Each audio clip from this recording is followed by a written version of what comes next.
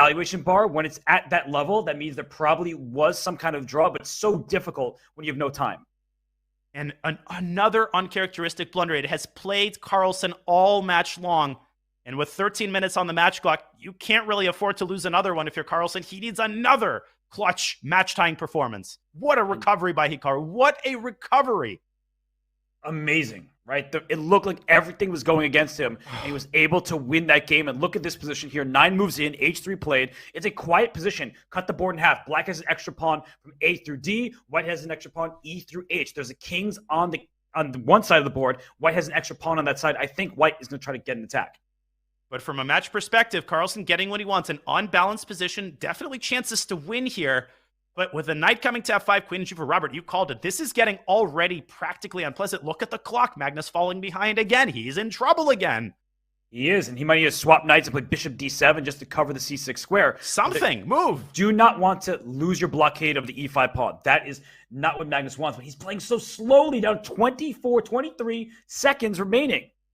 This ain't a 3-minute game anymore. They're in bullet time. Magnus playing fast, pre-moving, trying. Hikaru blockading. He's got the dark square control on the queen side. He's in control of the game. Rook e3. And he goes queen d3. He wants to swap queens. But look at this. F4, F5, thrusting that pawn forward. That's bad news for black.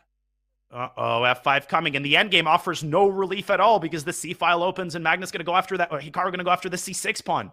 Yeah, this is looking very ugly. You can't even go F6 because E6, the pawn is driven forward. Suffocating. Black, totally suffocating. Black can hardly move. He wants F5, even if it's good for white. Magnus just wants something. He wants some space for his pieces. But he's got 10 seconds on the clock. That's what he really wants. More time, equal time. But with 40 seconds, bishop trying to get to E4. We have a trade. H5, rook E6, rook G6. Something like that is what black needs.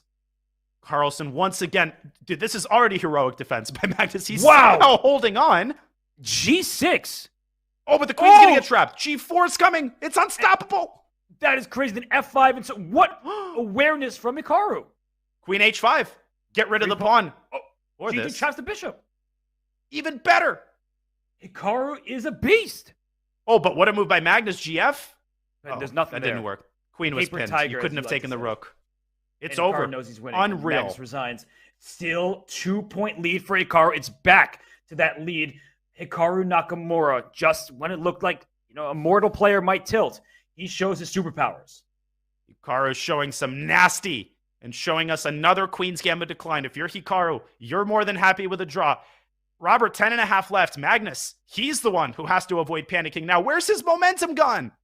It's out the window because Hikaru Nakamura stole it. And we have over 150,000 people watching on Twitch and on YouTube. Welcome to the biggest party on this Sunday. Knight E4, played by Hikaru Nakamura, jumping to the center. Danya, I feel like white doesn't really have much of anything here, but this is the Magnus type of position that you can try to grind Hikaru down in. And it's what Magnus was unable to get the last couple of games, the last couple of losses. He's gotten back to what makes him the most comfortable. Positional maneuvering games. He's got a clear advantage here. And at this point, he's got exactly zero room for error. And he's going to rook A2, rook A1. At some point, through an A takes B5, can toss in knight C5. Any moment, you have a clamp on the queen side. But Hikaru, with 53 seconds left, he's moving so quickly and just honestly very well. And I think Magnus just can't match him on the speed. And Hikaru consciously adjusting his speed. He's getting faster and faster. He's putting pressure on Magnus's clock. And here we go with this again. More counterplay on the king side. More of a time advantage. Knight F6, E4. Oh, bishop F3. So you want to give your bishop for the knight. Bishop C8, hitting the H3 pawn. You got to move your king out the way. He doesn't. The C6 is hanging. So he's and F7. And F7. So you have to be very careful. Black. If you take on E5, D-E5, the C6 pawn is loose. So it's tactical solution by Magnus Carlsen. And Magnus is more than happy to give up a pawn if it means a queen trade. If he can get rid of that kingside pressure, he will breathe a major sigh of relief. He's eliminating some pieces, but here comes Hikaru again. Great moves from Hikaru. Knight B2. I like that move from Magnus. King safety is paramount. The E1 square now covered. Knight D2. Is there like a rook B7 at some point? Oh, well, there's a queen takes F2 tactic. We saw that in the first game. But Magnus, again, forcing the queen trade, or at least he's trying to. Yes, because the endgame looks terrible for black. That's not a bishop on B7. It's a big pawn. It is, and it can't move away because then white will have full control of the 7th rank and knight D3.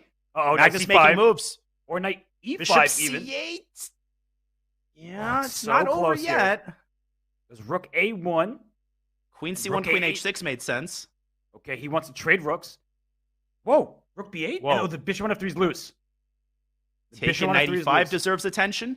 It is played. Rook A6. Oh, and if you take on E5, D into the C6 pawn will fall. Bishop takes D5 is another threat, and C6 is hanging directly.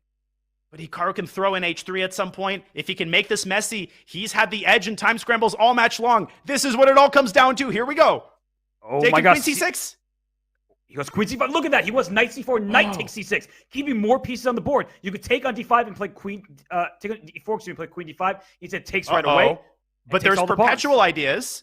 There are I don't know indeed. if he can win this. Look at Yes, that he Knight can. and Queen combo. But the Queen A1, there's no more check after King H2, and the H4 is loose. If you have to trade queens, is it losing? Hikaru thought it was. Queen H4, take a pawn, Bishop E4, but then the Knight might slide to G4 when you're not paying attention. It's so easy to miss mate here. It's easy to miss a fork. It's easy to blunder a pawn. And if you do any of those things, you're not going to win. But look at that move, Bishop E2 and G3, King G2, then push your B pawn. No checks available for black. Twisting the knife is Magnus Carlsen and moving the pawn forward, keeping time on his clock. He should be able to win this game. Queen E6 is defending both. Queen E5 check. Oh, that's nasty. Where's the move? But black's not threatening though? anything. He's going to go B7. But Queen takes E2 and Queen F4 check. Yes, that's huge. He's got to see it, does Magnus. He doesn't. It's okay. He moves his bishop, and then B7's unstoppable. Still totally winning, but you don't want to give Hikaru any added chances. Okay, so goes Queen E4. He keeps attacking the knight. Like, just really precise play from Magnus, not pushing the pawn. Oh, and now B7. Total Queen E7. There's got to be a way to force promotion. Oh, okay, look this at is that. simple. But Hikaru's going to waste some time off the match clock. And what that does is it forces Magnus basically to win the next game. Yes, it does. Oh, don't take G. Oh, you can. You can. There's no stalemate. It was close, though. Scared both of us. It was very close. And don't pre-move. You might stalemate by accident. Yes. Oh. But no stalemates available here. Dry. He's trying to find the quickest checkmate. He's trying to find the quickest checkmate. But you got time if you're Magnus. There's no need to do any crazy pre-moves. Queen At this point, you is can made. pre-move Queen C2. Yeah. Oh my gosh, we'll have 6 minutes remaining. Magnus. Oh my God. He can draw the next game, right? If he draws the next game, there still will be enough time, right? 6 minutes is plenty of time to make up a 1-point deficit, but he cannot afford to lose. And he plays the French defense of all openings. And that's what Levon Aroni, that's what Dmitry Andreikin played in a must-win situation. He lost that game, but Magnus has done this before, and he's getting the same type of comfortable position with the queenside fianchetto that he got previously. E6, Bishop B7. That position looked knew very nice for Magnus. Oh, pawn goes all the way up to A6. Oh, And he now- forces him to give away his bishop. Right, you see the evaluation bar in White's favor, but it's a long-term problem for White in some endgames that A6 pawn may have wandered too far. But here's a short-term problem for Black. White is threatening Bishop A3 and forcing Magnus's queen back. Maybe he wants to go there anyway. Don't blunder Bishop A3. He might sack his queen, right? It's not out of the question, but he goes queen back to C7. You called it. Knight Hikaru is over a minute, Robert. Yeah, he's playing so good. B5 is an option for Black now. This is bad. This is bad for Black. He needs to make something happen. He needs to change the trend of the game quickly. He does, because White has the bishop pair and all the Knight B5 coming in. That does not look pleasant. If he senses that he's losing, he has to resign promptly because he has enough time to start 2 games. He does. That's true. 4 minutes and 40 seconds remaining in the match clock. So G3 Hikaru. played. He's playing like a computer here. Knight B5. Queen B8. Okay. So Rook B1, Knight A6. The A6 pawn is a bit loose. So Rook A2 So is Rook the move. A2. Very alert by Hikaru, but now maybe that gives Magnus the D file. You got to take it. You got to take what you're He offering. does. But the knights have no squares. The bishop on C2 just completely corrals those knights. And 28 extra seconds, Hikaru continues to push Magnus's pieces back. We're entering the territory where even resigning might not help, but it's way too early for that. Magnus is still very much in this game. Knight C5, he's going after the A6 pawn, but bishop E7 will be the move after knight takes A6, so you can't even capture that pawn. Oh my God, there's knight takes A7, and he sees it. Oh, the bishop is loose in E5. He's lost. He might need to resign. Actually, it would make sense to resign here. Yeah, he actually has to resign and win the next game. No, the knight C6 is over. And he might Resign be using now. too much time. He's got to resign. He might be using too much clock. Oh, he's still trying though, but Queen 97 F3 check. ends it. Yeah, 97 check after rook c8. It's over. You got to resign. It's going to be close. It is. And we have seen bullet games, especially Hikaru games, last over 4 minutes. So the match might already be over. Magnus has to play very quickly, and Hikaru can try to bleed the rest of the clock down. Hikaru Nakamura, just when it looks like Magnus Carlsen is about to get his way, he finds a way through. He's been playing marvelous chess all day. C3 followed by D4. Speaking of marvelous, that pawn structure is now suddenly pretty marvelous there. And Magnus has managed to play super quickly. He's got over a minute. He has to avoid the situation where Hikaru's time on the clock is higher than the overall match time, obviously, because then Hikaru will just wait it out. And a closed position is just what Hikaru orders. Magnus is much better. Rook A D1. Yeah, rook B1, rook D1. There are issues left and right for Hikaru. I'm looking at the match time every time. 2 minutes, 35 seconds, so plenty of time left. He just needs to win this game in the next 2.5 minutes. Yeah, there should be enough time here. We remind you that if any time remains and the game starts, it counts. And is this endgame going to make it? Is he going to make it count? Rook D8. Rook D8 is a great opportunity. No, G6. But Robert, there's no square for the bishop. He's got to play passive. No, that's really bad. Knight takes C3, and a bishop C1 is 92 check. This might already be a draw. Hikaru going after the knight. And now he's going after the bishop. Yeah, no, he's going to go after the pawn. Magnus is not losing this.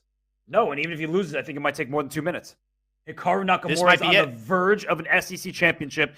He is in the driver's seat. He's not losing this game with the black pieces. Unless something just happened. Oh, he did. He blundered the pawn. Now he's got 50 seconds. He might even be able to build up enough time to bleed it out. It's going to be really close, but Magnus has winning chances now. Oh, for sure. He'll go F3 and G4 at some point.